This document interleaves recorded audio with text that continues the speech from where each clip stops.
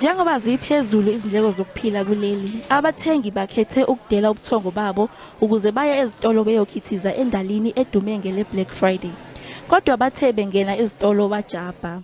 The item that I was looking for is the price is pretty much the same because I was here a few weeks back. I've just been keeping an eye on it every time I was around.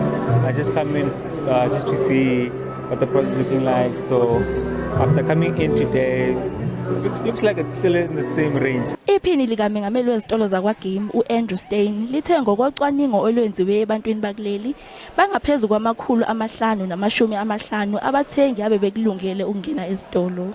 We did a big survey and almost everybody that we interviewed said that they would shop both online and in-store. And we can see from tonight that certainly in-store is still there for South Africans.